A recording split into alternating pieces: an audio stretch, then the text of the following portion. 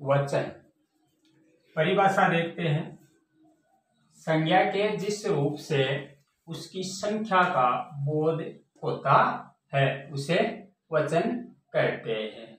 या फिर संज्ञा के जिस रूप से एक ही संख्या का अथवा एक से अधिक संख्याओं का हमें बोध होता है या ज्ञान होता है उसे वचन कहते हैं। जैसे मिठाई से मिठाइयाँ, लड़का से लड़के आदि।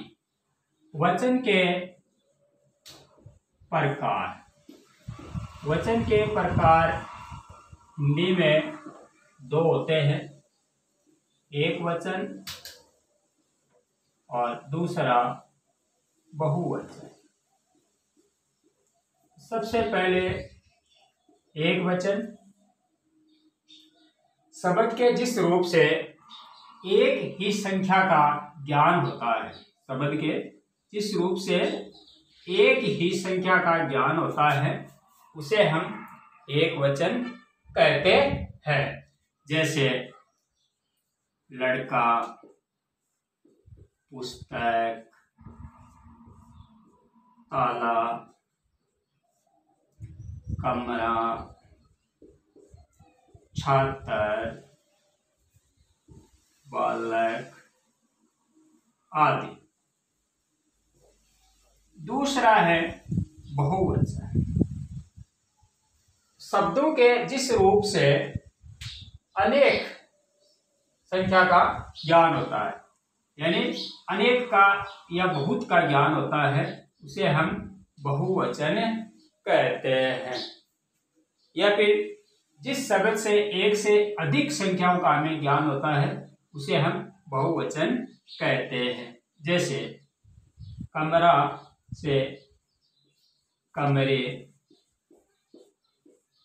ताला से ताले, लड़का से लड़के, पुस्तक से पुस्तकें।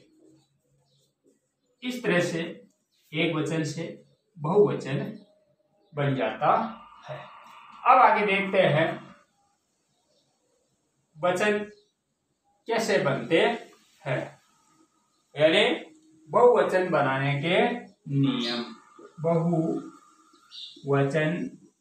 बनाने के नियम। तो सबसे पहले बहुवचन बनाने के लिए हम शब्द के अंत में अगर ए आता है तो उसका ए कर देंगे। जैसे किताब से किताबें, पुस्तक से पुस्तकें।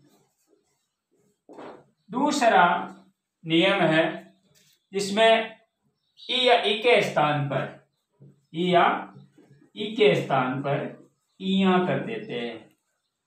क्या कर देते हैं? इया कर देते हैं। जैसे थाली और थाली से थालियां, थाली से थालियां। एक वचन से बहुवचन बनाने में मात्रा छोटी हो जाती है। तीसरा आ, उ और उ वाले, तो अंत में आ, उ और उ आते हैं उन स्त्रीलिंग शब्दों के साथ में आ का ए करने से। जैसे वस्तु है, वस्तु से वस्तुएं, वस्तु से वस्तुएं बन जाता है।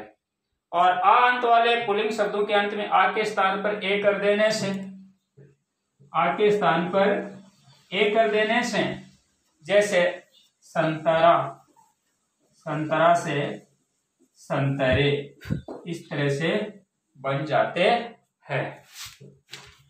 आगे कुछ अकारांत शब्दों के अंत में भी अनुस्वार लगाने से, जैसे खटिया है, खटिया, खटिया से खटियां, इस तरह से बन जाता है। डिबिया से डिबिया।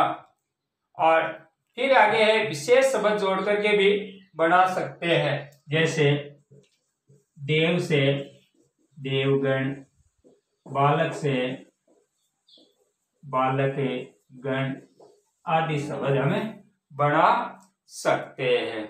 लेकिन कुछ जो शब्द होते हैं वो हमेशा बहुवचन में ही रहते हैं, जैसे आंसू है, दर्शन है, होश है, बाल है। इस तरह के जो शब्द है वो हमेशा बहुवचन में ही प्रयुक्त होते हैं।